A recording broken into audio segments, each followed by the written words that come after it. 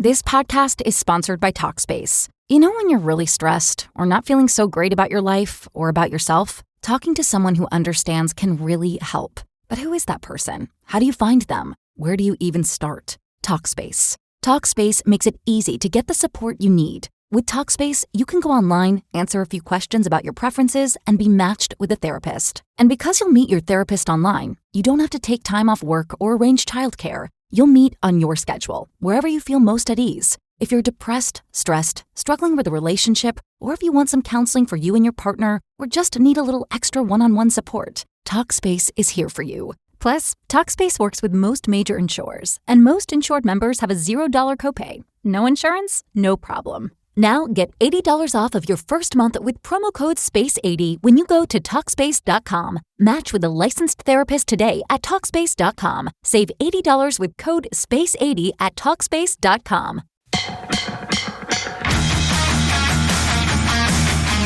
You're listening to Sweep the League.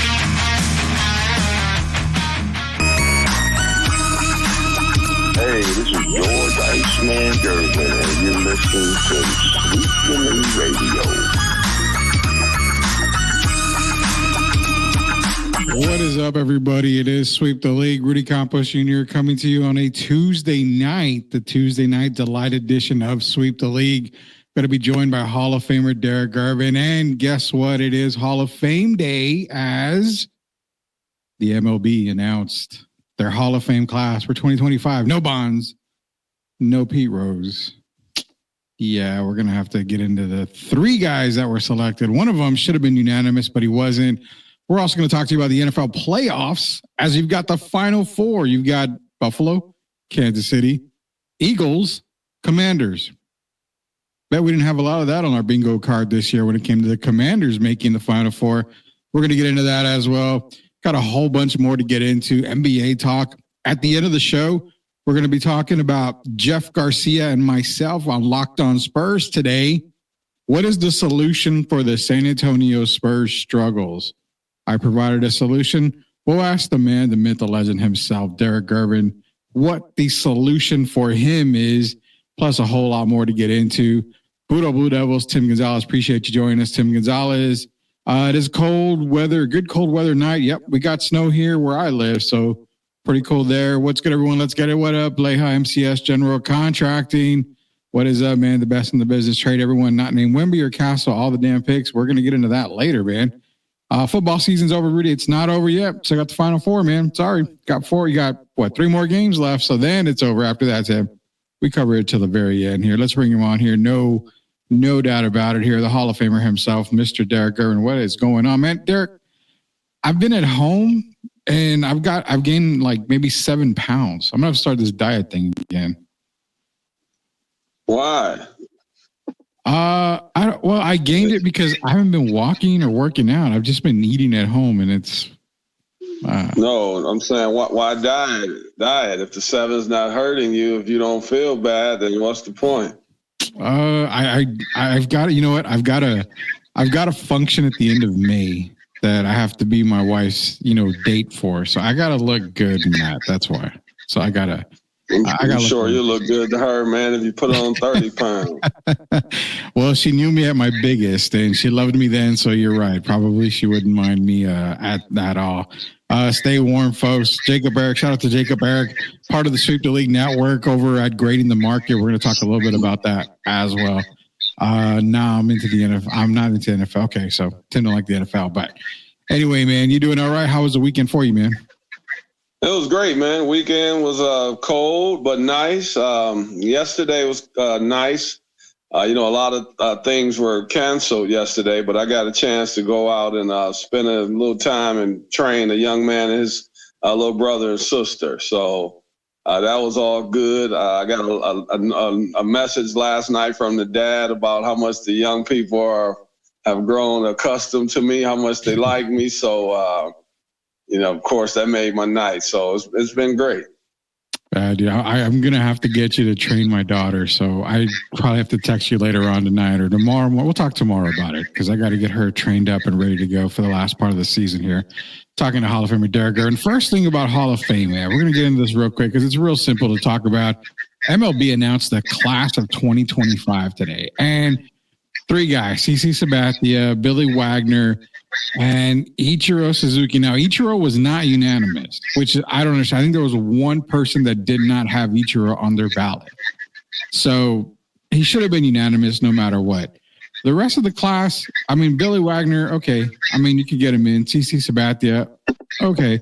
You can get him in. The only guy that I really am interested in is Ichiro Suzuki this year. I remember his rookie year. He even played, I believe, in San Antonio with the Missions when he was with Seattle, obviously. And I remember seeing him one time, and I remember seeing him play at Houston in a game. I want to say Houston in a game. And the guy's amazing, man. Ichiro probably is up there in the likes of Tony Gwynn, Robin Yount, probably those type of batters. I mean, that's who I would say I would compare. One of the greatest batters. Yeah, Wade Boggs, Ted Musial. I can go. There's several. It's only I'll say about 7 or 8 guys that he belongs in the same. Even at his point, at his apex, Don Mattingly. But it's not a whole lot of guys that did it throughout their career. And Ichiro is one of those guys. Should have definitely been unanimous. But as you know, right now, who's the only unanimous? Is it still Mariano Rivera? I want to say it was Mariano Rivera. The only. He's the only one. I think so. I think he is the only one, which is crazy. It is super crazy that Mario Rivera is actually, I think, the only one. You are right, man. You're definitely right on that. That's kind of crazy. But the thing with Ichiro is that, and I love what Leha says, Ichiro got robbed of the unanimous election. Find the clown that didn't vote for him. Definitely. You got to find that clown, man. That's crazy. JC, Special League T is in here. Yo. Who are these voters, man? How could a Ken Griffey, Ichiro, I mean, how could these guys not be unanimous? What part are we missing? Even I'm not a big fan of Derek Jeter. But when you look at what these guys did over their career, and you know Ichiro, man, I mean, come on, man. How could he not be? You explain how could he not be? It's just absolutely asinine. So these people that they got voting, man, it's not all of them, but they got a few people that seem to have personal vendettas against some of these players. Well, yeah, we've always talked about the guys, Pete Rose and the gambling. That should be overlooked. Who cares about that? You also talk about Barry Bonds in the steroid era. But then again, Bonds was, killing the league before the whole steroid, supposed steroid thing, at every point in his career. At this point, don't induct Pete Rose. It would be sucking with the dude after he's gone. I agree with that. I mean, Pete Rose getting in posthumously is terrible. He should have been in a long time ago, and it's terrible to do it now. But, I think a new commissioner that comes in is probably going to get these guys in no matter what, because it's good. It's the older generation, Derek. They're still voting. If I'm not mistaken, you still got a lot of older guys voting. No Craig, Biggio, unanimous. I mean, it's so many guys, man. It's absolutely ridiculous. Henry, Aaron. I mean, damn, come on, man. Yeah, man, it's a lot. Baseball, if you ain't cheating, you ain't trying. Hey, hell yeah about that. Real quick on the Ichiro bandwagon, got a little video here from Barry Bonds. Ichiro is no different than I am. We have the same technique. We have the same IQ on hitting. We're just two different style of hitters, but the philosophy is exactly the same. The techniques are exactly the same. The way we approach the ball, the way we get to one side to the other, the way we're able to adapt. All of us within that hitting category are technically identical. The thing is that each one has a different way they do it. Ichiro and Tony Gwynn were more hitters that would hit base hits and technically sound in that aspect. I was technically sound and making contact, just some of mine went over the fence. Yeah, so Barry Bonds basically saying what we were saying right now was Ichiro, I mean, one of the best hitters in the game's ever seen, right of the likes of Tony Gwynn. Like we mentioned, Robin Yount, Wade Boggs, Paul Molitor's another guy.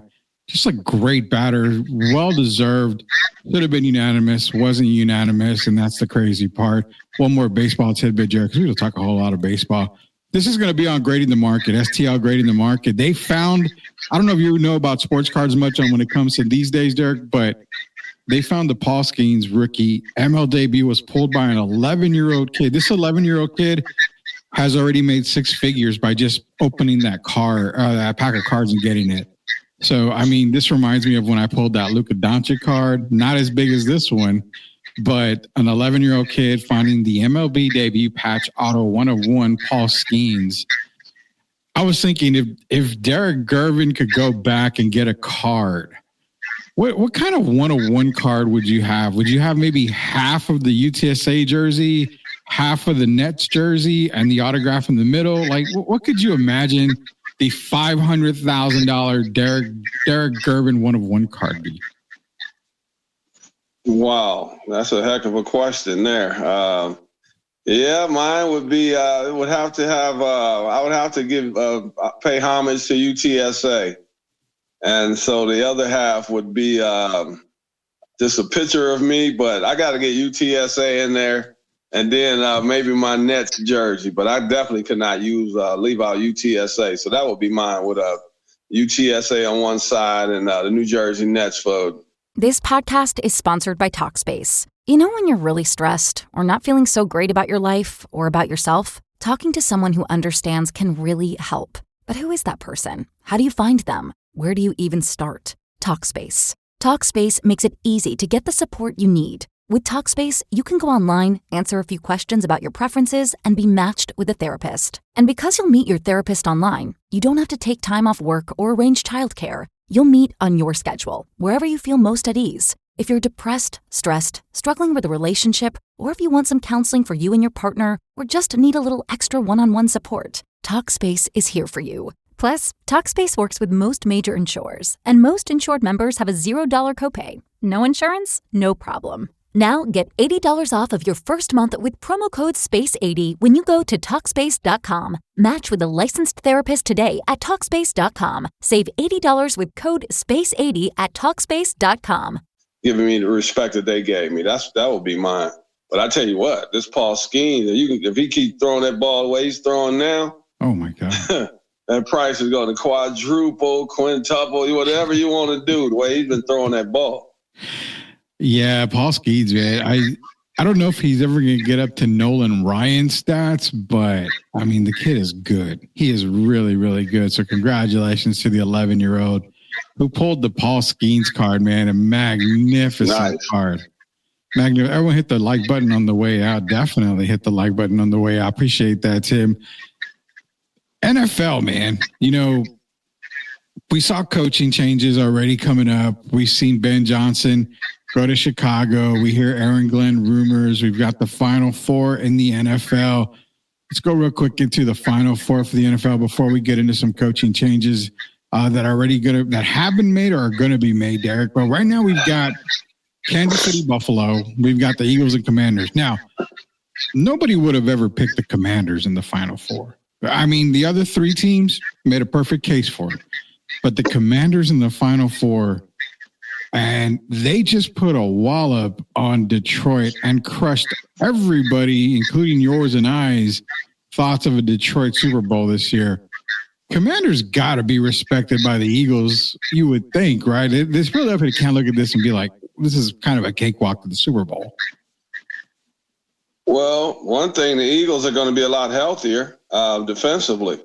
I thought we would get some of our guys back for the playoffs, but of course we only got a couple back, and I got Montgomery back on the offensive side. But when you're missing guys like Aiden Hutchinson and those guys, it's hard, and especially when you're dealing with a guy with the legs of Jaden Daniels. So looking at that young man there, I'm not going to take any credit away from the Commanders. I just think it's going to be tough for the Eagles as well because the young man, I mean, it's all about getting hot at the right time, Rudy, and you know that. And the Commanders, if you look at it, they've been consistent all year, 12-5. It's amazing. They have new owner, new general manager, new coach, new quarterback. I mean, if you look at it, man, it's been phenomenal. You got Magic Johnson on board, and they're a team that has to be taken serious. It's going to be a very tough game, and I wouldn't be surprised if the Commanders could pull it off because they can score, one of the best offenses. And the Eagles are not a team, if you look at their history, they're not a team that play well coming from behind. Yeah, they're really not. And that's something that I think we have to really look at when it comes to the Commanders and the Eagles. Eagles are obviously going to be favored. There's no doubt about that. But the cardiac Commanders, as they're being called, coming from behind, you have to respect Jaden Daniels enough to be worried about what he can do against a team like the Eagles. Now, the Lions were a little decimated on defense. We get that part right there. We totally understand that. But they beat a tough Bucs team to start the playoff in. They beat, obviously, the number 1 seed in Detroit. I have to ask you, how do you like their chances against the Eagles? Because personally, I give them more than a fighting chance. I think they can actually upset the Eagles and not be an issue. I wouldn't be mad about it. I don't like when people start anointing people as the greatest this and greatest that after you've done something for 1 year. But I have to come out of my comfort zone on this young man. This might be the best rookie breakout that we've seen in, I'll just say, many, many years. How about that? I won't say ever. But right now, when you look at the way the young man has played, and you know it's not a fluke because he was the Heisman Trophy winner just last year. And a lot of people had him go, wish he would have went number 1 to the Bears instead of Caleb Williams. So this is not a fluke, and they're going to be hard to beat. They're clicking on all cylinders right now, and it's going to be tough. Like I said, the Eagles don't have a history. If you get out early on them and make Jalen Hurts more to a passer, that's the best chance for the Commanders to win. So for me, it's a toss-up. Yeah, I agree with Sith here. Shout out to Sith Lord Elias, part of the STL 316 Wrestling Podcast. That comes to you weekly. There'll be another episode dropping.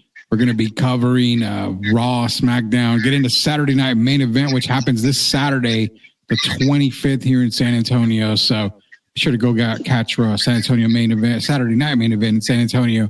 Also catch STL 316 with Sith Lord Elias, the Doctor of Style Sith, and myself weekly. He says that the Commanders' air attack is better than the Eagles' run attack. I fully agree. If the Commanders can make Jalen Hurts beat them, I think Commanders have a great chance if they make him try. Because remember, Jalen Hurts got hurt this week. He hurt his knee. So he's not 100%. And when you pressure Jalen Hurts, the Eagles look like a whole different team, man. Especially if you're able to stop Saquon Barkley. I love what he says here. Bills and Commanders, book it. That's his Super Bowl. I like that. I like Bills and Commanders. Brings me back to the Mark Rippon and Jim Kelly days in the Super Bowl. For you kids that go way back then, not many of y'all do.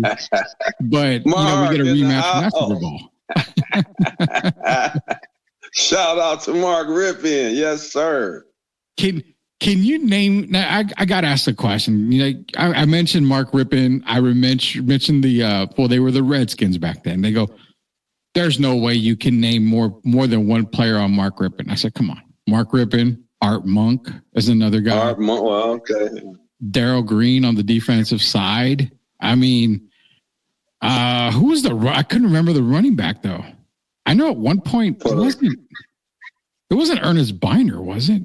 He's for the Browns. No, I don't believe no. And we know it wasn't. If I go way back, to the Joe Gibbs, we know it wasn't that guy. Who was the most one of the most popular running back? John Riggins. We know it wasn't him. I thought Chris Dishman was a receiver as well on that team. I couldn't remember, but he moved around a little bit. But I'm not sure if he was on that team. But yeah, that's one of the teams that was overachieved. And I don't even know, Rudy, though, if the Commanders were to win, would it really be overachieving? Because going into the playoffs, the Lions were the head and shoulders above everyone else at first. Yeah. And then as we got near the playoffs and they still didn't get a lot of players back, you start hearing more talk about the Ravens and the Chiefs. So people were sleeping on the Commanders. But if you look at what this young man has done this season, would it really be a surprise if the Commanders had one more big day in them? I wouldn't be surprised. I like the Eagles. And I know Saquon was made for the Rams, the 255 yards, the 205 yards, but this is going to be a different ball game. And if the Commanders were to put up big points, I think they win the game as well. I think they can win this game. Yeah, I'm gonna go against the grain. What you were talking about. It would be a surprise if they beat the Eagles. Earlier, I said, I wouldn't shock me if they put up a fighting chance. They have a fighting chance. I could see them, and I actually have a Commander Bills Super Bowl. I like that. That's what I just picked. When the games were done, but deep down inside, it would surprise me. I mean, a rookie quarterback doing what he does, and I mean, you have Brian Robinson Jr. I mean, if it was a contract year for Brian Robinson Jr., highest paid running back in the league probably after this. Then you go Terry McLaurin. I mean, that's the thing. I think this Commanders team is overachieving, and they've already got. I mean, they've been paid already. Put it that way. They already got everything that they ever could want in a season to start with Jaden Daniels, and I think it would be a shocker if they beat Philadelphia, but would it be a huge surprise? Probably not. I mean, I don't know. I mean, I would be shocked if they did, but I wouldn't be super surprised if it happened. This is why I wouldn't be surprised. I'll name two teams offensively that these guys, you got the Cincinnati Bengals with Chase and Burrow. Yeah. And then who's another really good offensive team? The Ravens. Yeah. Right now, they look like everything that people thought the Ravens were going to be. They don't have the same running back like a Derrick Henry, but when you're putting up points like that, everybody thought when the Ravens got Henry that you outscore them to win. And see, that's what I see with the Commanders. And it's going to be hard to stop that young man, but the only thing I get nervous about is sometimes you just you reach a pinnacle a little too early, and then you come back down to earth, especially a rookie. And that would be the only negative thing. He's played so well. And, most people have a one-off game, kind of like we talked about Oregon. And then that one game, they just crashed. And that's the only thing I worry about with the young man. He's been saluted so much over these last few weeks. Will he be able to come and deliver again under the bright lights against the Philadelphia Eagles, a team that we know has won Super Bowls? Yeah, that is true. Before we get to the question that I got for Derek, we got some comments. Dorothodium, Lord of Abomination. Orale, I think the Cowboys still got a shot to make it to the Super Bowl. Not quite yet this year, John. Not quite yet. Sid the saying, let's go. We definitely, because we're talking about STL 316. We're going to be previewing Saturday Night Main Event.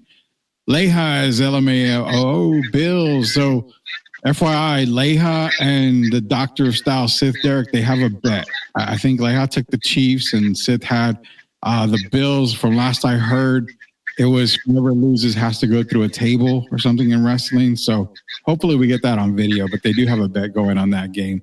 Is he laughing at the Bills' chances? No. I don't think so. I think it's because Sith took the Bills and Leia took the Chiefs. I think that's what I'm going at because they have a little bet going. But I'm looking at the laughing my ass off. Tim Gonzalez. This two teams this year. One of them's still alive, and that's the Buffalo Bills. Yeah, neither one of my Super Bowl picks are alive. In fact, one of my teams was over after week 1. This Saturday night, Chris Leha versus Sith Lord Elias in an I Quit match. Everybody's laughing at that because that would be the best match on the night. Injured secondary, injured hurts. Commanders going to Super Bowl. And as a Cowboy, it hurts me to say that. Well, wouldn't it hurt you to say Eagles Super Bowl bound or Commanders Super Bowl bound? I mean, they're both in the NFC East. So, Cowboy fan, you're hating that. You're an AFC guy this weekend. Bills finally getting revenge over Pretty Boy Mahomes. Guns up, Chiefs down at Leha. So he's talking to Smack already. Rudy, did you see Ian Jackson dunk earlier this evening? I did not, Tim. I can go back and take a look at it. Suns up, guns up. Budo Red Raiders. I love V. All right. Well, we got everybody in the chat, man. So I want to ask you this before we go on from the NFL talk here. You and I talked Buffalo, Baltimore. Behind the scenes, we said whoever wins that game probably going to be your MVP. Even though we decided it in the regular season, had a feeling the winner's going to be the MVP. Now, Bo Nix had a really good rookie season. Jaden Daniels had an equally good rookie season. Because Jaden took his team to the NFC Championship, does that solidify him as Rookie of the Year? Well, I thought he solidified it in the last several weeks of the season, honestly. It was a tough competition, but I think he had already done enough for me.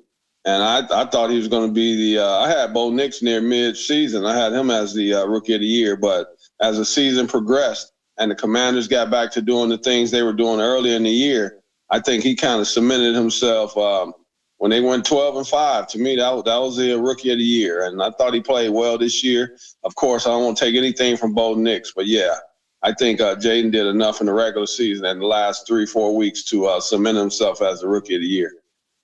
I'll give it to you. I'll give it to you there because I've had Bo Nix at the beginning of the year all the way through the year, and I figured Bo would still get Rookie of the Year, but I think you're right.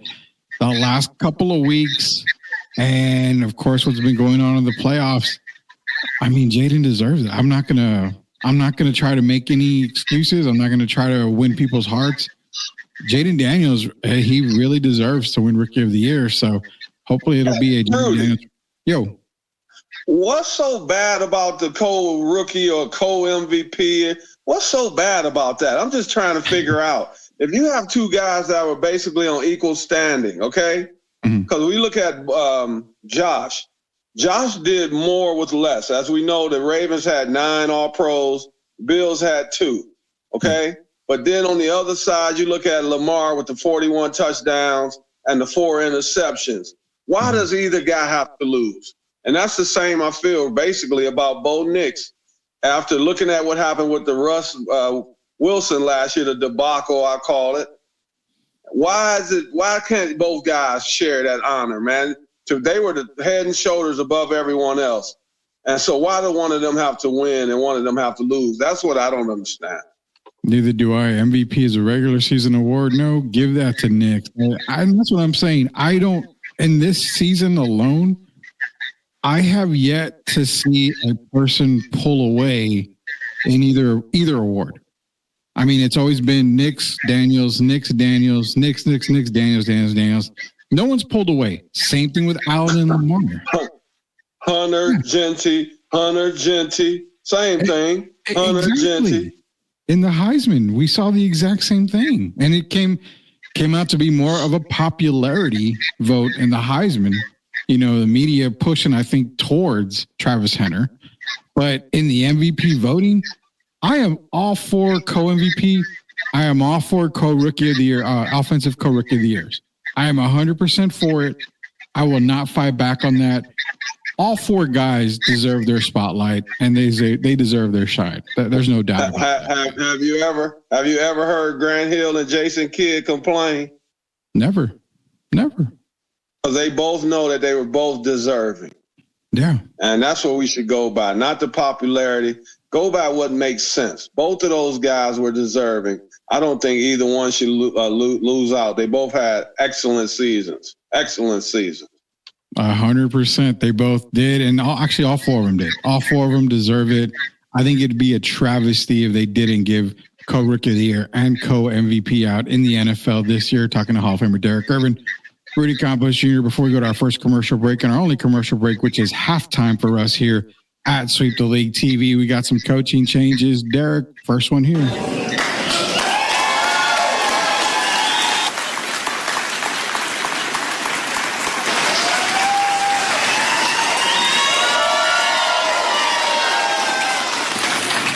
Everyone get back to work.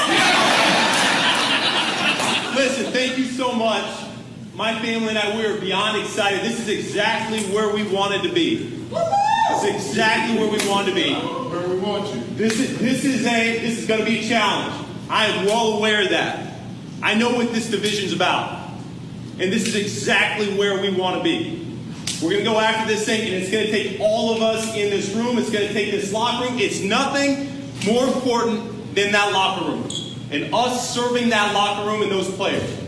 All right? They need to understand that, and they need to feel that from us every single day. And if we do that, the wins are going to come. The playoffs are going to come. All right? Can't wait to get to know you guys. And thank you so much for the warm welcome. Thank you. So this is it. A big day looms for Jets fans. Here's what's going on. Aaron Glenn, the top choice to be the next coach of the New York Jets, the next 8C of the NYJ, as a famous man once said, is in the building. The Jets are interviewing Aaron Glenn a second time, in-person interview. And my understanding is this is not really an interview. This is time for Aaron Glenn to sit there, to ask questions, to answer questions, to get comfortable with some things about the organization, how it's going to run and all of that, communication, otherwise, get some questions answered, and see if he wants to be the new Jets coach. If he gets those questions answered, I expect Aaron Glenn to be the new head coach of the New York Jets. That's a pretty big deal. And, you know, it's interesting, too, because Jets drafted him. He was an all-pro there. He was a superstar. He got his coaching start there. A lot of good feelings in the organization. Now, he still does have a meeting with the Saints. That's going to be Wednesday. But if all goes well with the Jets, he's not going to get there. And, you know, for the Jets who have, I think, let's say, had a tough couple decades, this is the top candidate. It's a leader. It's a guy who knows the organization and wants to be there. This is a home run hire. Got to get some things right. Got to get the offense right. Got to figure out the quarterback situation. There's a lot. But for Aaron Glenn, if Aaron Glenn ends up being the next head coach of the New York Jets, they can worry about all that other stuff later. This is a born leader and perfect for this organization. All right, we heard it there from Ian Rappaport, and also in the introduction to Ben Johnson to his new team, the Chicago Bears. Both guys part of the Detroit Lions' success this year, offensive coordinator, defensive coordinator. Starting off with Ben Johnson. I like the hire for Chicago. I'm still not sold on Caleb, but if there ever is an offensive mind to simplify the offensive playbook and maybe get the most out that he can of Caleb Williams, might be Ben Johnson, Derek. I don't want to say too much, man, because I'm disappointed. First, I'm going to thank him. I'm congratulate him because he decided to do something that's best for his family and himself.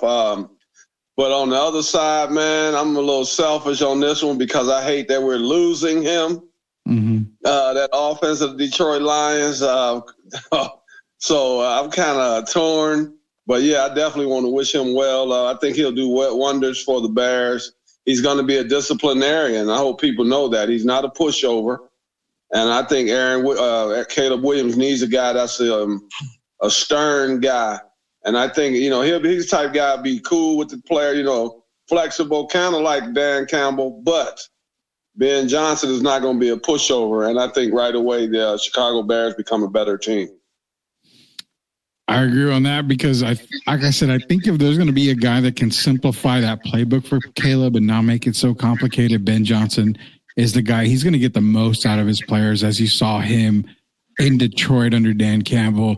Moving on to Aaron Glenn. Now, Aaron Glenn, I remember telling you a long time ago, Leha's in here as well, that he's heard it too.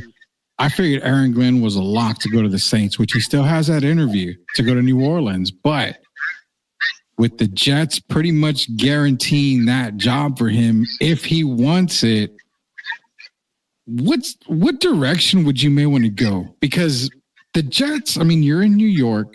You've got a defense that's already there in place. You've got a receiving core that you can work with. You need a quarterback. But then you look at the Saints. The Saints were going to be a good team this year, minus the injuries. So you've already got an established team. You've got an established quarterback in Spencer Rattler. Honestly, the sexy job is New York, but the smart job is New Orleans.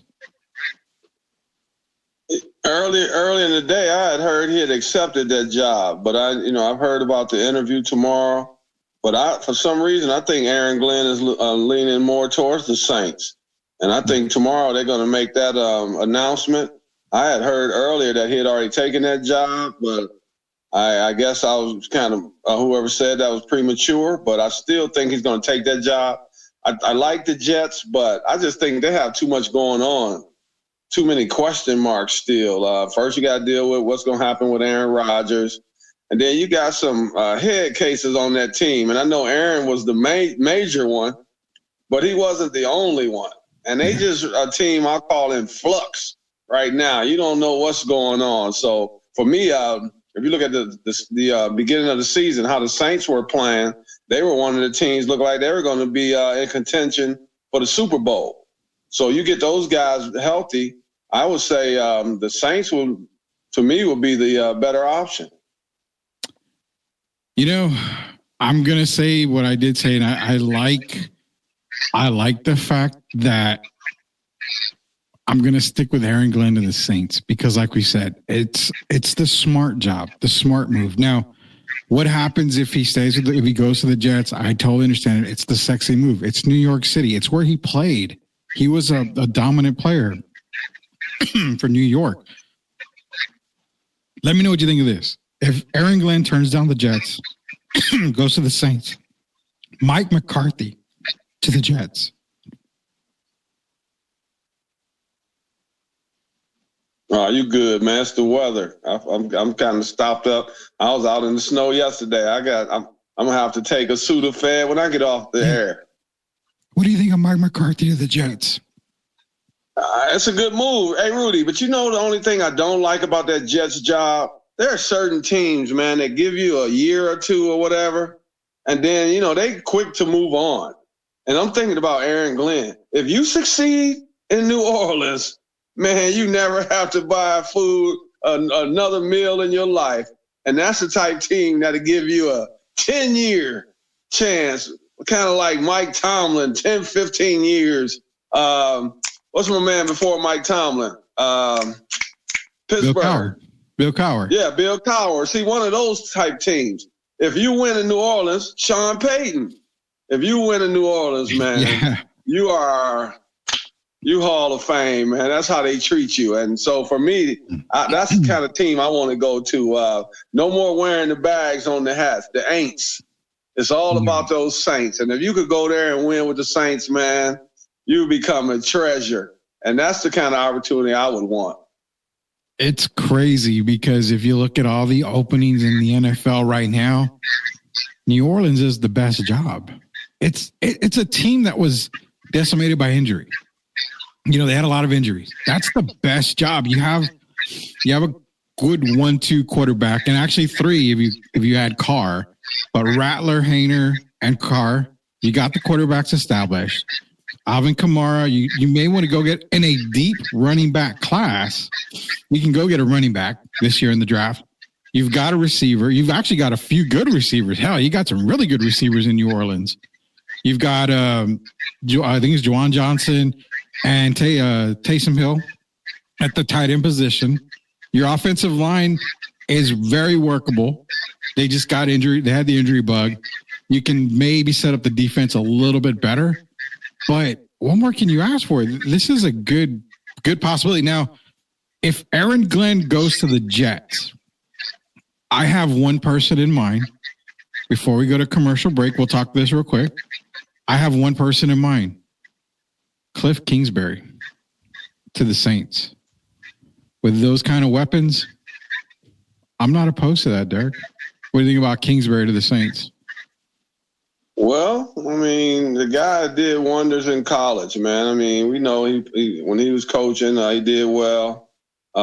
Texas Tech or whatever. Cliff has a name around the NFL, and I think the players would buy in. Cliff is not a pushover either. So I think he would be good for that locker room. And Rudy, you know, I like the way he is offensively, but teams, and you mark my words, teams are going to start trying to emulate the Detroit Lions offensively. and that's why I hate losing Ben Johnson. They're ready to be like the Golden State Warriors when teams start trying to be like them. Nobody could do it better than the Warriors, but I think teams are going to start trying to do that, and Cliff would be the perfect guy for that. If you're talking about being innovative and going to a team on that aspect, I think he would be perfect for the Saints. Very young team right there. Mike McCarthy for the Jets would be a good fit. I mean, I love that. I think that'd be the best coach they've had in a while. I think that would be a good fit. Pete Carroll and all those guys. Of course, we know about names, Rex Ryan, but yeah, I think Mike McCarthy would be a breath of fresh air for the Jets. Yeah, and it's funny because I think the Cowboys are probably going to end up going either Kellen Moore or Robert Saleh is who I think is going to end up being. But to get into some comments, the Cowboys, I think it's going to be either Kellen Moore or Robert Saleh is what I'm thinking. Kellen, well, I don't know about I do Saleh. not like Kellen Moore. I think I can see Kellen Moore. I can see that, yeah. It's Jason Garrett 2.0, man. It's not going to do anything at all for the Cowboys. Josh Allen doesn't sell the same as Lamar Jackson. Tim Gonzalez is trolling me bad. I don't know. We'll see if we can get Sith to comment more on that. Josh, Wake Forest is up on the Tar Heels. Thank you for that. Leha saying the Saints are going to do something stupid. I can already see it. He also says, Derek, he hopes you're right about Aaron Glenn being the next Saints head coach. I hope he is a Saints head coach. And he says, Cliff, I don't know, man. It's kind of shaky. So he's not on the Cliff Kingsbury bandwagon right now. When we get back from the commercial break, we're going to talk some NBA hoops. We're going to make a mention of that team in Ohio for winning and why we thought Ryan Day was not supposed to be there, but now he just secured his job. Also, Spurs talk. I was on Locked On Spurs, and we're going to kind of go over those solutions. And one last thing before we go at the end of the night in the second half of the show, I want to see if Derek can give me his top 5 actors, as we talked about earlier on the phone. That's the impossible part. Who are your top 5 actors? In fact, who are the top 5 greatest actors of all time? Get your picks in the chat. We'll be back. It's Hall of Famer Derek Gervin and Rudy Campos Jr. Are you looking for a contracting company that gets the job done right the first time? Look no further than MCS General Contracting. MCS specializes in top quality concrete work, including patios, driveways, foundations, and swimming pools. The team of experts are dedicated to delivering exceptional results and unparalleled customer satisfaction. At MCS General Contracting, they're not just hardworking, they're local. Based in San Antonio, they are committed to building relationships and trust within the community. That's why MCS guarantees your satisfaction. They pride themselves on getting the job done right the first time, every time. So why wait? Contract MCS General Contracting today to schedule your project and experience the difference for yourself. MCS General Contracting, building a better San Antonio, one project at a time. Proud sponsors of Sweep the League.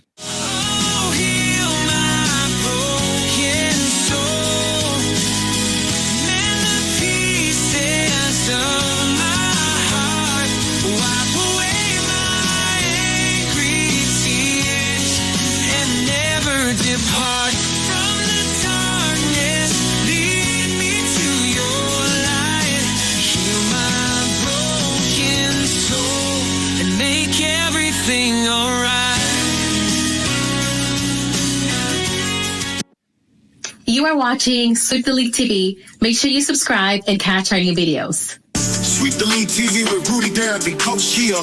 Let's get back to the live show. You are watching the best in the business.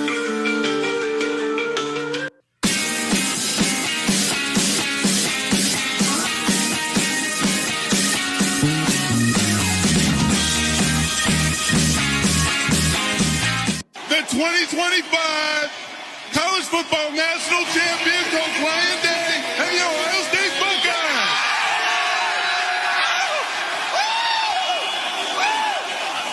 Scott?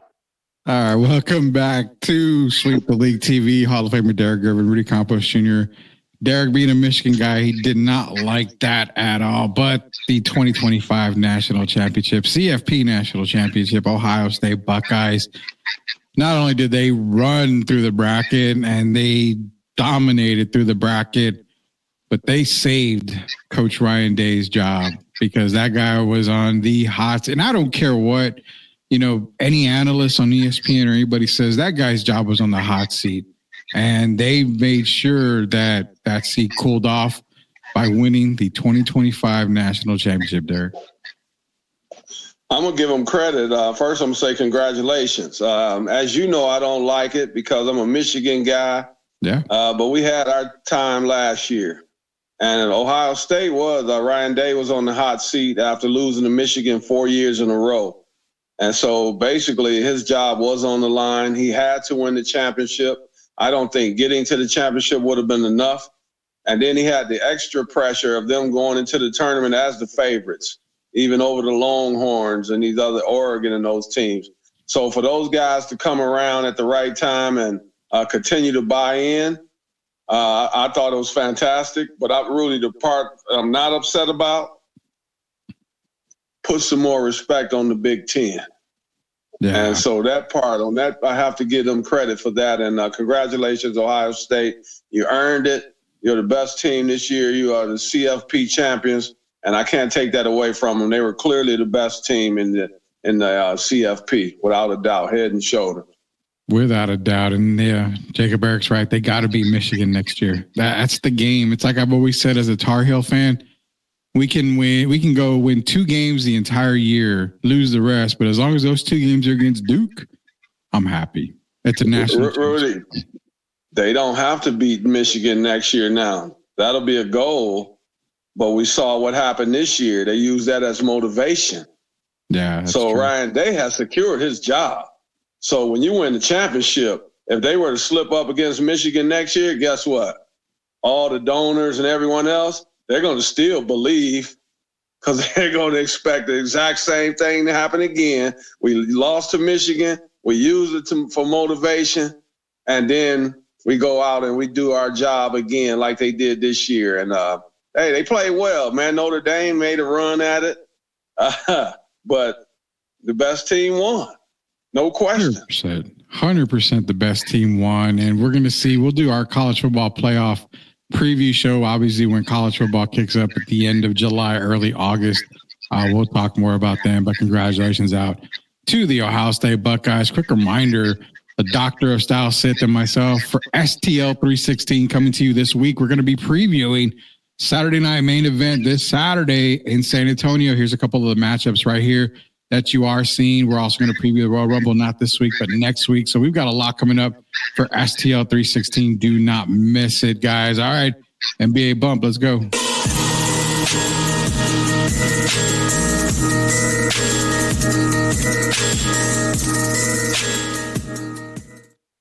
All right, Derek. So NBA bump. We're going to talk some San Antonio Spurs here in a little bit. Then we're going to get into our top 5 all-time actors on our spotlight segment. But NBA bump, man.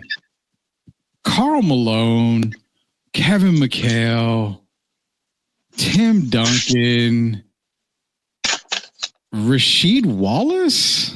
Kobe's the GOAT, right? Outside of GOAT status, Rasheed Wallace, arguably the second greatest power forward to ever play the game. He was better than Barkley, just as good as, if not better than Garnett. Maybe a step behind Tim Duncan, but I'm not even sure about that. I believe Rasheed Wallace may have been the greatest power forward of all time. He was putting up Shaq numbers against Shaq, unguardable, one of the only power forwards with a 3. Look at Rasheed Wallace's game. He had no weaknesses. But Rasheed Wallace, like Allen Iverson, they were not company men. They don't dance to nobody's tune but their own. That's the problem with Jaylen Brown. If you remember Grant Hill in the first couple years in the NBA. Injuries, he was a beast, man. He was a beast. Grant Hill was going to be the GOAT until he got injured. Before Mike, behind, and before Kobe had his ankle never got messed up.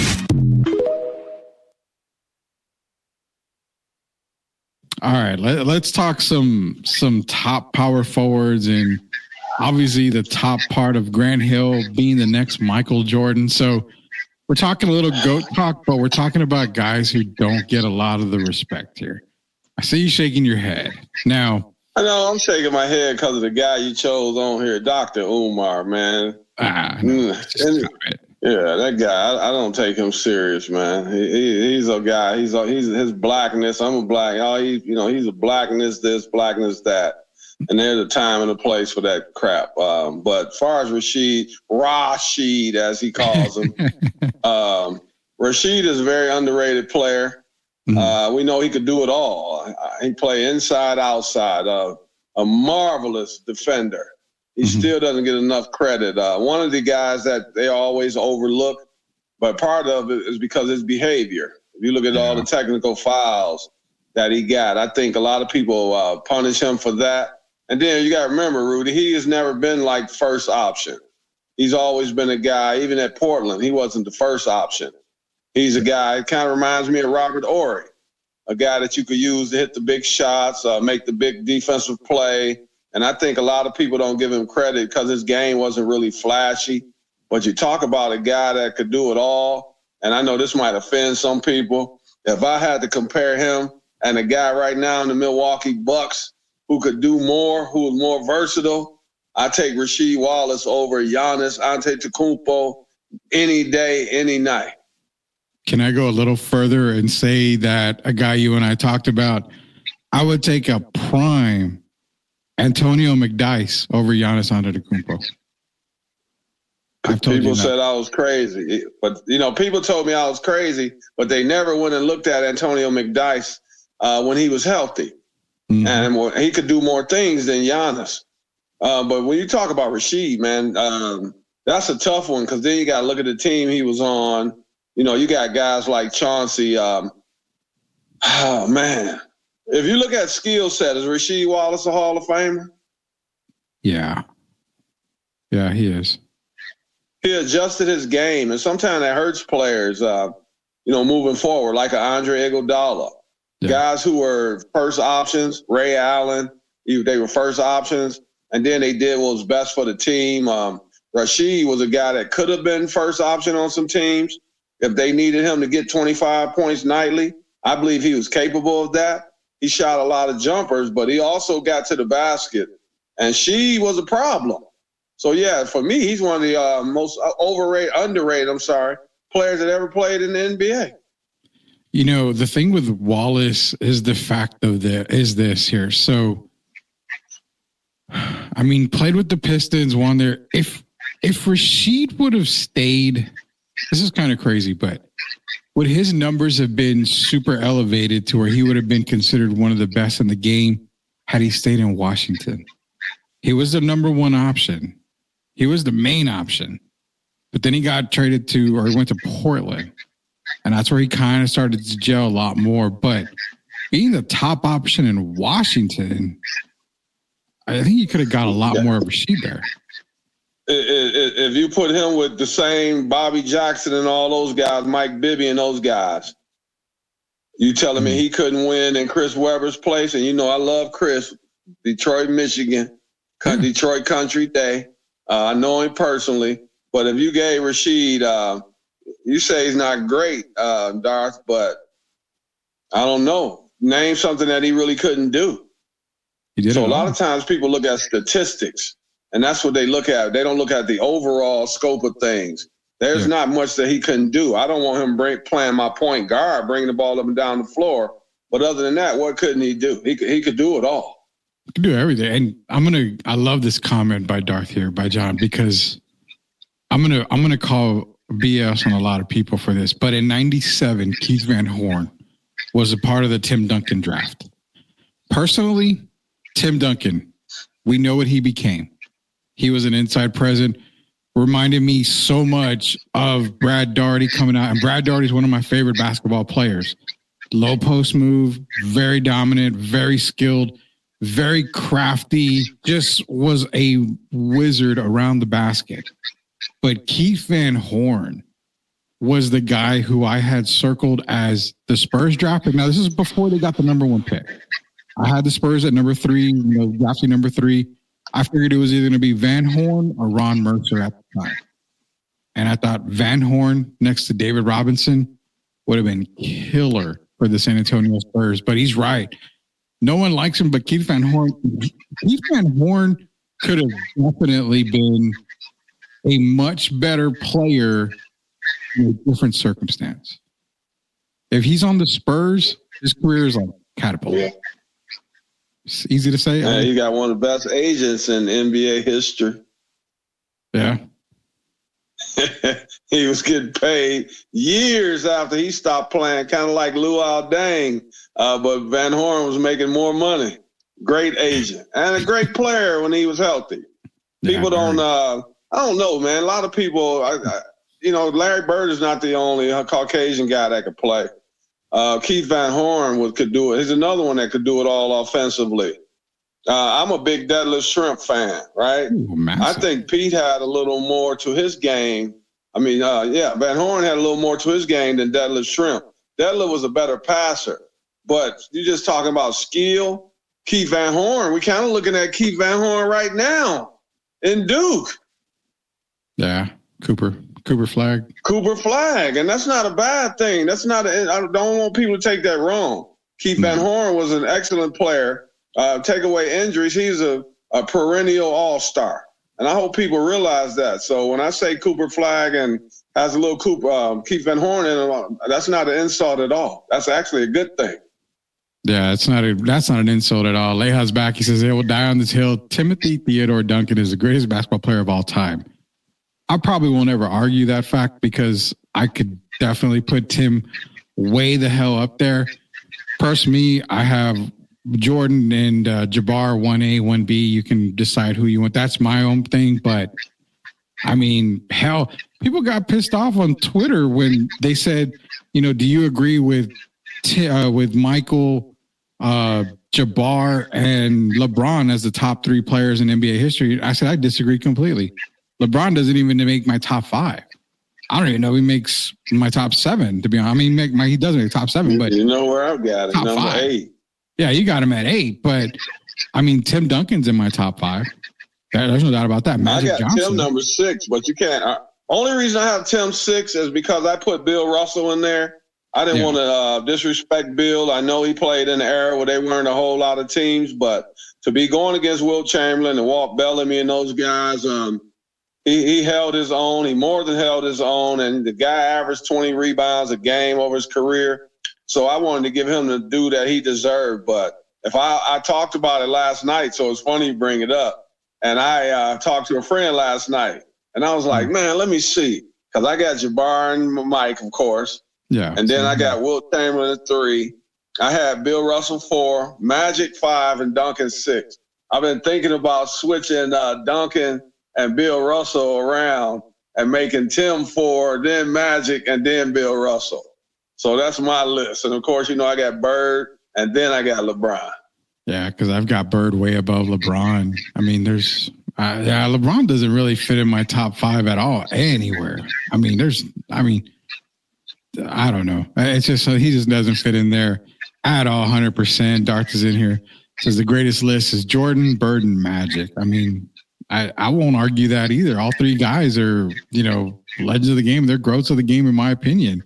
Duncan never missed a playoffs, played in finals in 3 different decades. I mean, the accolades are there. The accomplishments are there. Never missed the playoffs, 50 win seasons, 20 plus consecutive years in the playoffs. I mean, the accolades are there. And you can't say, well, Jordan missed the playoffs in one of his years in his career. I mean, that has happened. Then you go other rounds, Jabbar, yada, yada. But I mean, you can make so many cases for so many players that you and I have agreed that when you come to me, as long as you don't say, well, I'm going to tell you this right now, Bill Cartwright is probably the greatest player of all time, then we got a problem. Because then I'm going to argue all the facts. I'm going to argue everything. But if you come to me, what's that? It's funny the stuff you say. The man above is funny. As you know, I did a show in France a few days ago, right? Yeah. So yesterday, the guy was telling me that he wanted me to get Dr. J and George and these guys like Alvin Robertson, Derek Coleman. And guess the name that he gave me that he would give me his email. This is just yesterday. Bill Cartwright. Oh, my God. So it's funny you bring him up, but one day later. Oh, wow. Yeah, and I just threw his name out there, man. That's how you and I think alike, man. That's why we're good friends and all, man. We're family on this stuff here. But I won't ever argue the fact that, man, Derek Gervin, Rudy Campos Jr., we're going to talk a little bit before Spurs here, before we move on to our last topic, which is going to be the top actors. So, Derek, I was put on the hot seat, man. I mean, you got to calm down. So, basically, I was asked to get some solutions for the struggling San Antonio Spurs. I was in a 3-game losing streak. They're in Paris, play the Indiana Pacers in back-to-back games in Paris. So, a little bit of home cooking for Wemby, but I did mention Wemby's points going from 28 points a game down to 17 the last 5 games. kind of struggling, shooting, below shooting percentage, percentages down in the 3-point range, still averages about 10, 11 boards a game. But the biggest solution for me was when the numbers are right and when the numbers are Paul, Castle, Champagnie, Wemby, Barnes, when that lineup on paper and all the numbers has worked and gets you to a fast start, gets you quick out the gate, you've got wins with that lineup. And now you start to see Devin come back in the starting five. You see Champagnie go to the bench. You see Sohan come up. He gets back in starting five. My biggest solution was you've got to go back to what works. That lineup worked. Devin is a grown man, except the fact that, the second unit is a lot stronger with Devin, Sohan, and Keldon. I like that idea. If you had a quick solution for the Spurs, what do you have? Quick solution, trade deadline February 6th. Quick solution. You find a way to make it happen where you go get Kevin Durant and De'Aaron Fox. That's my quick solution, quick as it can get. Kevin Durant and De'Aaron Fox. And that way it takes a lot of pressure off Wemby. I think right now Wemby is not really a first option. I think he's more of a second option right now. And Kevin Durant is a guy you can put the ball in his hands right now. And I think that would help Wemby's game, take a lot of pressure off him. And, of course, you bring in De'Aaron Fox. That's my realistic thing that I can see for the Spurs. Other than that, with this roster that they currently have, I don't see many changes they can make. The guys have been up and down. Sohan's been injured. Devin's been in and out of the lineup with injuries. And I don't know. Mitch Johnson has been having trouble making adjustments lately. He's learned what it's like to be an NBA coach, how hard it's been for Pop. Now he knows it's not that easy. And with this roster, I don't see many changes they can make, man. You got guys just been banged up. And if you look at the roster from top to bottom, Rudy is really not the most talented roster. No, and it's funny you mentioned Mitch Johnson because one of the questions that was posed is why do they come out of the second half really lackluster? The last 3 games, I mean, they've been outscored by almost 20 points in that third quarter. And it's exactly what I said with Mitch Johnson. I said, are we really pointing the fingers at the players? Because I can point to it at Mitch Johnson. You're not making any adjustments coming out of the locker room. Coach Spoelstra, one of the best coaches in the league in NBA history, in my opinion, comes out of the locker room and they go up, 43-20 in the third quarter? Like that, they outscore the Spurs by 23 points. It's the adjustments that the coaching staff makes coming out of the locker room. And I feel that Mitch, as good of a coach as he is, and no disrespect to Mitch at all, but that is his biggest weakness. It's the adjustments that you make on the fly. Got Brett Brown. You've got other coaches alongside you. But again, you've got to make these adjustments. There's certain times where you go on a run, you got some timeouts. You may want to stop the run, stop the bleeding a little bit. You have some adjustments. Hey, you know what? This lineup doesn't work. Let me fix this lineup. Let me try this. It seems like he wants to go with what he's comfortable with and doesn't want to step outside the box. Coaches hit a wall as well, Rudy. It's not just the players. Coaches hit walls as well, especially when they're inexperienced coach. And that's what he's going through right now. Other teams are coming at them harder because we're in the second half of the season now, and teams are jockeying for position. As you know, from basically from 3 to 14 right now in the Western Conference. Yeah. Things can change daily. Yeah. So when you got that on, teams are bringing, they coming out firing now. And then Victor's shooting still, for me, too many jump shots. A few weeks ago, he was going down around the basket a lot more. And so, he's back to shooting a lot of threes, and the other guys haven't really stepped up. Chris Paul has not been scoring like we're accustomed to him scoring in the past, but that's not why he was brought in. But Harrison Barnes has been inconsistent. Devin's been inconsistent. Keldon hasn't been used the way I think he should be used. I think Keldon should be a 20-point scorer, even off the bench. But they don't use him like that. So the offense could use some tweaks, I will say. But once again, it's not a very you look at the roster from top to bottom, they got a lot of good role players, but no great role players. No, definitely not. We'll get to the last part of the comments. Bronny James is the greatest NBA player. Prove me wrong. Of course, Dart's got to jump in there with some comedy right there. You're getting Leha excited. KD and Fox trade all the picks. Now, we've been calling the De'Aaron Fox San Antonio. That we're calling that happening. If not during the trade deadline, it's going to be in the offseason. But the idea of KD and Fox is very, very possible. Spurs have everything in their back pocket to make that kind of deal, to get both players. They've got the contracts out of work. They've got the draft picks that those teams are going to want. So it could, outside possibility is slim, but you're telling me there's a chance, basically. There's a chance for everything. RC said Pop will be coming back. He should retire, but, who knows? Pop will retire on his own time. If he wants to coach, they're going to allow him to coach right there. What's the Spurs need to do is take Paul out for rest. Wemby and Paul agree together, but Paul is working tired. It does seem like Paul's getting a little bit more frustrated with the Spurs and the losing at this fact of the matter. He's old, man. I mean, if we know that when Golden State let him go. I love CP3, but he's old now, and don't expect 82 games of a fresh Chris Paul.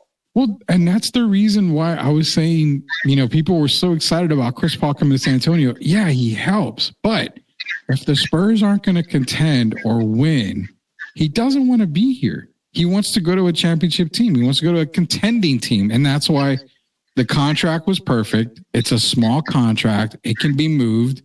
And they're not going to hesitate to move him. I mean, if they get a pretty decent offer in return, they're going to move him because why? The Spurs are going to cater to Chris Paul. They understand he wants to win. Hey, we appreciate you coming in and bringing a winning culture for a little bit, showing us how to win. But we're going to help you out and send you to a contending team. Not a bad thing, man. But you're right. I mean, he's on the back part of his career. What does he have? Maybe like 2-3 years? Maybe, do you think? No, I don't even think he has that much left. I think I think he has one more season maximum. And I don't even and even then that means he would have to accept, kind of like Westbrook was coming off the bench. Chris Paul will be at that point after this. This is his last year as a starter in the NBA. And I really believe that. And I think he has one more year. I think he has too much pride. We know he's a very good friend of LeBron's, and those guys used to hang out and all that on the yachts and all that other stuff. I think he's a very prideful guy. And I think next year, for me, it'd be the last year for Chris Paul. We'll see what happens. All right, we're shooting on the bottom here. Drop your all-time actors in the chat. Top 5. All right, Derek, let me get the music because we like to play music in the background. We talk about stuff like this. So. Jamming on the rock music. So we're going to end the show with our top 5 all-time actors. Now... I think the safe one we can put in there is Denzel, right? I mean, I think we kind of agree that Denzel's got to be on the list. And I'll give you some of mine. I remember talking to some man, Keanu Reeves has never made a bad movie, ever. So I would probably throw Keanu in my top 5. De Niro... De Niro's never made a bad one. Maybe I'll go De Niro. It's just too hard, man. Tom Hanks is another one. I mean, you go all the way from The Man with One Red Shoe all the way to Castaway. I mean, you're going way back for The Man with One Red Shoe. That's how far. That dates me way back when I was a kid. Jack Nicholson is another one. I can't go down to 5, man. Give me some help here. You got to help me out. My friend used to be the mayor of Windcrest a few years ago. We had this conversation today. And I gave him my 5, and he put, he picked, who would you say just a few minutes ago? He picked Tom Hanks. And he picked Tom Hanks for number 1 for him because he's started talking about versatility, right? And so I couldn't argue, but I got to tell you my 5 because you and I talked about it earlier. Of course, I'm going to start off with Robert De Niro. Okay. And Al Pacino. Those are the 2 first for me, Pacino and De Niro. And then I picked Denzel. I got Tom Cruise. And my 5th is Samuel L. Jackson. So I'm leaving out some great ones. I'm leaving out Dustin Hoffman, Brad Pitt, John Travolta, Morgan Freeman, Leonardo DiCaprio, Marlon Brando. It was hard for me, man, but I had to narrow it down to 5. So De Niro, Pacino, Denzel, Samuel L. Jackson, Tom Cruise would be my first 5. But of course, that could change tomorrow. A little more thinking, sleeping on it. Harrison Ford is another one. That's another one, yes. So let's go down your list. Best movie for De Niro. Best movie? I don't even want to do the Casino or anything. I'm gonna say for me, Raging Bull. I would say Raging Bull, number 1. Now you said Pacino. Best movie for Pacino. Oh boy, he's made so many, man. You putting me on the spot. Best movie for Pacino. How about The Godfather? Okay, I'll give you The Godfather. Definitely on The Godfather. Denzel. Let's go Denzel. Oh, man. Well, Denzel started off. I don't know. I know you're young. He started off in Soldier Story. But I'm going to take Training Day over the 3 Equalizers. Give me Training Day. Ooh, Training Day. Can I make a case for Philadelphia? He's made so many great ones. I'm saying, yeah, you can make a case for Philadelphia. You can make a case for Malcolm X. You can make a case for this one. You can make a case. Yeah, he's made so many. Forgot about Malcolm X. Before we go on, it's Darth is in here. It says Marlon Brando, Elizabeth Taylor, Jimmy Stewart, Al Pacino, Jodie Foster. So he's going with a couple of women in that. I was just naming the guys, and I should have been more specific, but I can't argue with Jodie Foster, Elizabeth Taylor either. So no, and even Brando. I mean, jeez, like Marlon Brando. See, I had to throw him in there, and I'm old school too. So you got 2 guys by the name of James Cagney and Humphrey Bogart. So it's so many that were great. Jimmy Stewart. I mean, I could go back, but to narrow it down to 5 was so difficult. And to leave out of Tom Hanks and guys like that, it was amazing. And Samuel Jackson, I can go to White Man Can't Jump, Reasonable Doubt. He made a whole bunch of them as well. You also made, who were your other 2? We got Pacino, De Niro, Denzel. Who were the last 2? Tom Cruise, Mr. Jack Reacher, Tom Cruise. So what would be Tom Cruise's best for you? His best? What's the one with him and Cuba Gooding? Oh God! When he's the agent. Not Mission Impossible, is it? No, the football movie with him and Cuba Gooding. Cuba Gooding is the Jerry Maguire. Jerry Maguire, yeah, because that one he showed his range. He could do something. Yeah, he can play that. He can play Jack Reacher. He played in the one with Jamie Foxx when he's a hitman. A very versatile guy. And that's why I got Cruise in there. But these are the people I would want to see. If I just pulled up movies like I do all the time, very rare to not think about Tom Cruise when I pull up movies. And so I hate to leave out these guys, the Brad Pitts and all these guys, but I can only pick 5. Would Tom Cruise's, would Days of Thunder be one of his worst movies? Yeah, for me, that's one, and that's still not a bad one. No, it's not a bad one. Yeah, it's not. The ladies today, who's still a heartthrob? If you got Leonardo DiCaprio, the ladies love him, right? Yeah. But when Tom Cruise walks in, it's like Michael Jordan just walked in. DiCaprio's LeBron, and Tom Cruise is Michael Jordan. I'll give you that. Who was your last one that you said? It wasn't Tom Hanks, was it? No. No, I got De Niro, Pacino, Denzel. I covered my 5. Samuel L. Jackson and Tom Cruise. Okay, so what was Samuel L. Jackson's top? For me, it'll be an Unreasonable Doubt is one of them. I don't even know if you've seen that one. It sounds familiar, but I probably haven't seen it. I'd have to see it. And he was Gator and White Man Can't Jump. Yeah, he was. So, but he's another one. What's the one with him and Travolta? Oh, not Face Off. The Quentin Tarantino movie. Yeah. I know which one you're talking about. He probably made more money in that one. Pulp Fiction. Pulp Fiction. There you go. Pulp Fiction. Holy cow.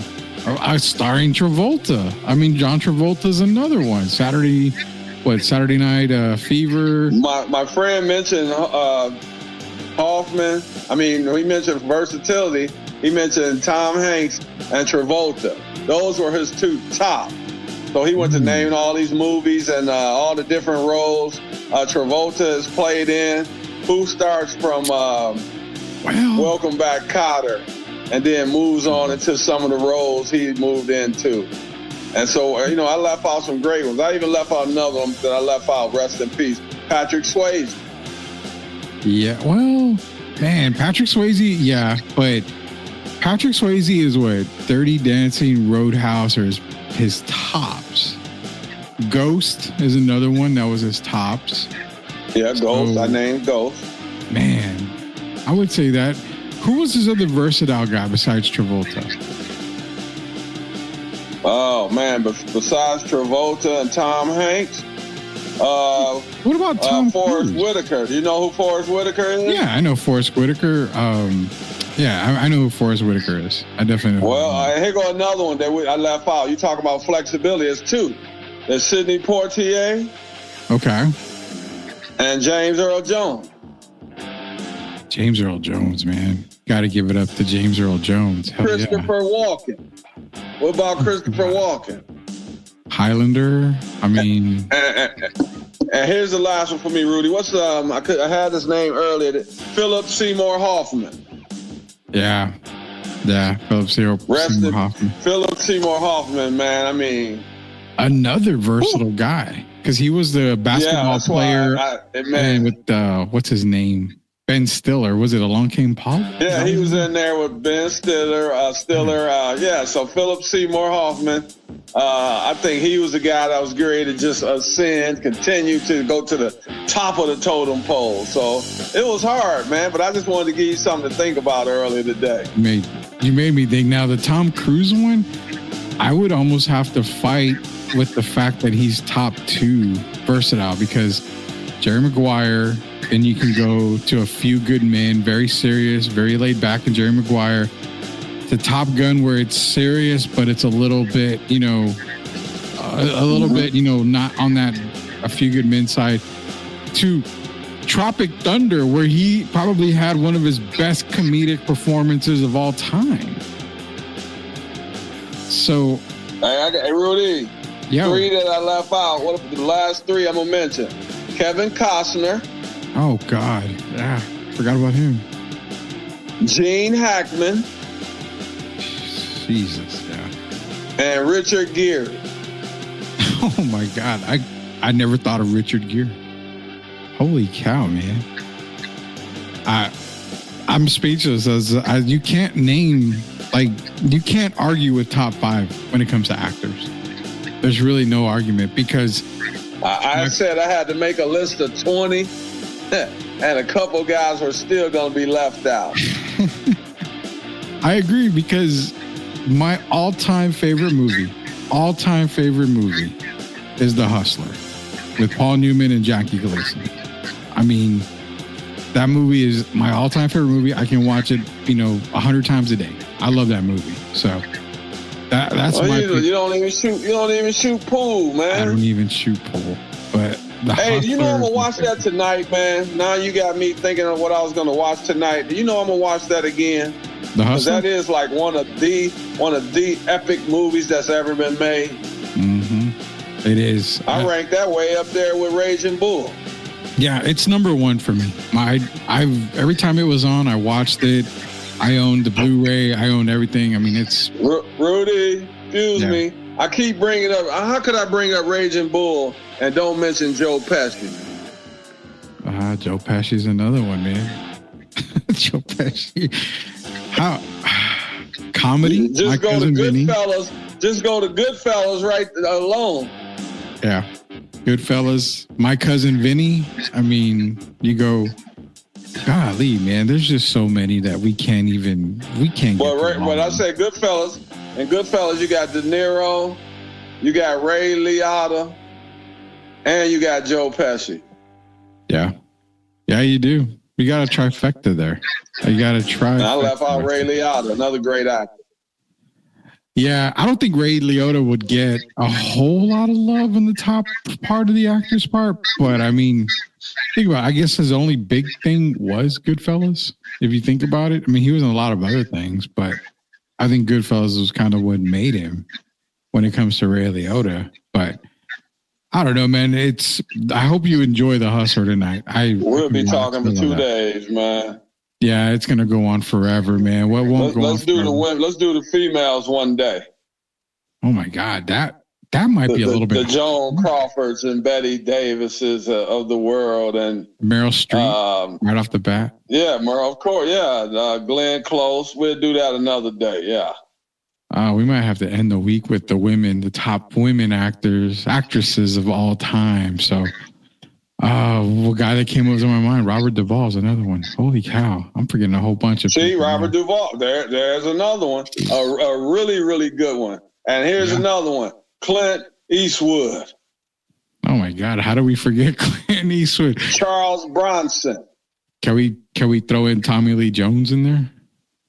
Yeah, you should. And then he got an advantage over a lot of them because where did he live? Out in this area. Some little place in Texas that I think we know very well. Speaking of him, how about Matthew McConaughey? Yeah, I can't deny that. Guy made an impact with oh my God, the old teen movie from back in the day. I can't even remember it. You know, McConaughey, before we get off, I don't know if you saw this movie. It's a movie when he had AIDS. Yeah, Dallas Buyers Club. Okay, so you saw that. What did you think about that movie? That was an epic movie. He showed his versatility. That was a great movie. I really enjoyed the movie. That was an epic movie. I mean, I don't know if it's top 10. I have to do a top 10 movie thing, but I don't know if it's top 10, but it's definitely ranked way up there for me. I really enjoyed Dallas Buyers Club. That was a great movie by Matthew McConaughey, but go watch The Hustler, man. I think I might watch it too. If the family's asleep, I might put it on the TV while I'm getting ready for bed, and I might watch The Hustler here. But one thing's for sure. I watch Honeymooners regularly at night. I've been on my Honeymooners kick in Beverly Hillbillies, so since I'm watching Honeymooners, I might as well watch The Hustler. Shout out to Jackie Gleason. Oh man, where do you catch Jackie Gleason Honeymooners at? What channel is it? I watch it on YouTube. Wow. See, I'm going to have to do that because Jackie Gleason, man. I mean, Hustler for me. I've been watching him every night for like the last month, man. I'm telling you. Hey, I'm going to throw, man. Ralph Cramden, man, and Ed Norton. Yes, sir. I'm going to throw one more that we may have forgotten besides Jackie Gleason, and that's the great Burt Reynolds. Yeah, there's another one. Smokey and the Bandit. I mean, Deliverance. Well, Deliverance, yeah. But Smokey and the Bandit, the series for me was Chef's Kiss, man. I loved all the Smokey and the Bandits. They were all hilarious for me. And shout out to Dwayne Rock Johnson. I'm talking about all these great actors. I can't leave Rock out of there because Rock is Rock's a good one, man. Paul Walker was on his way. It's been so many great ones.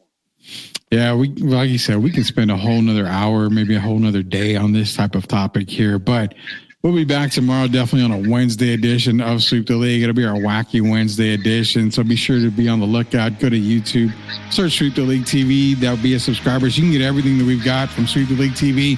Sweep Unplugged, another episode's dropping tomorrow. Also, Grading the Market and STL 316, the two new podcasts coming out from the STL network. So for Hall of Famer Derek Griffin, Rudy Campos Jr., until we sweep it again, we'll see you later, knuckleheads. Everybody have a great night. Stay safe.